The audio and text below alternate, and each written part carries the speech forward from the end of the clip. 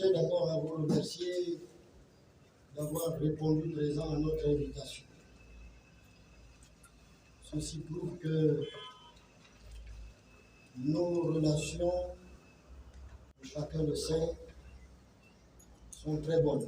Le 19 septembre 2022 a permis au président de la plateforme citoyenne et patriote, en présence des leaders des partis politiques de l'opposition et société civile, d'être édifié et éclairé sur la violation des textes légaux de la décision numéro 0025/CC du 15 juin 2020 et celle de la loi électorale numéro 07/96 du 12 mars 2016 portant disposition sur la modification des élections, modifié déjà 15 fois en République gabonaise. Je tiens à rappeler, mesdames, messieurs, avant toute chose, que Gabon d'abord n'est pas un parti politique. Et c'est à cette condition que j'ai accepté de prendre la tête de cette plateforme. J'ai moi-même été responsable d'un parti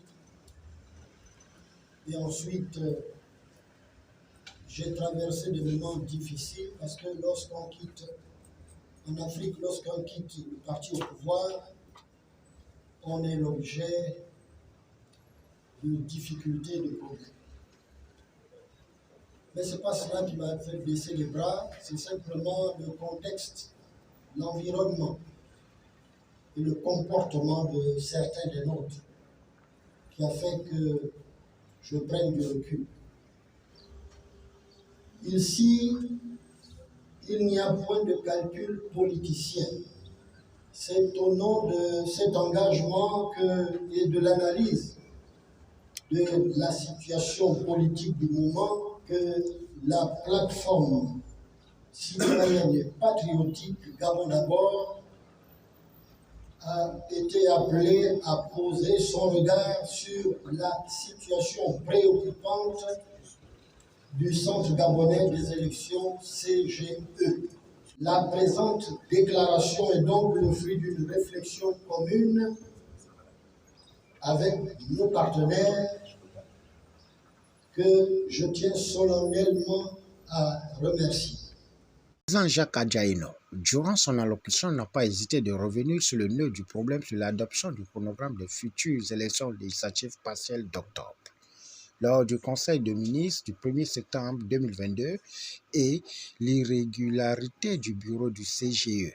Électoral numéro 07/96 du 12 mars 1996 portant disposition commune à toutes les élections politiques déjà modifiées 15 fois. Je dis bien 15 fois.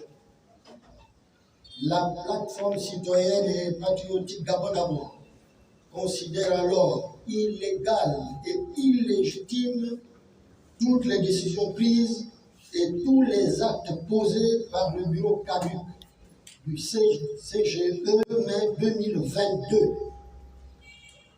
date de la fin de son deuxième et dernier mandat implicite, autrement dit, le bureau caduc du CGE ne devrait pas organiser le 19 octobre prochain, en marge de toute légalité et légitimité, les élections législatives partielles du premier siège du département du Logboulou, le deuxième siège de la Zadié et du premier arrondissement de la commune de Tchibanga.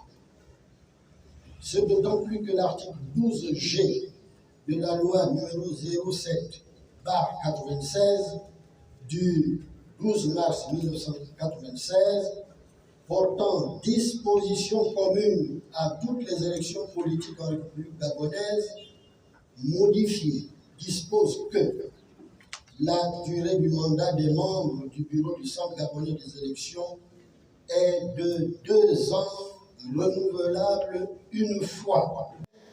Et la société civile invite le gouvernement au renouvellement immédiat du bureau du CGE. Enfin, la plateforme citoyenne et patriotique Gabon d'abord invite les dépositaires de toutes les autorités à méditer sur ces paroles à valeur de testament du feu président Omar Bongo Ondimba. Au finish, le président Jacques Adjaïno invite les institutions en charge de constater l'irrégularité du bureau du CGE qui organisera l'élection législative partielle à Ougoulou, Zadie et Tibanga.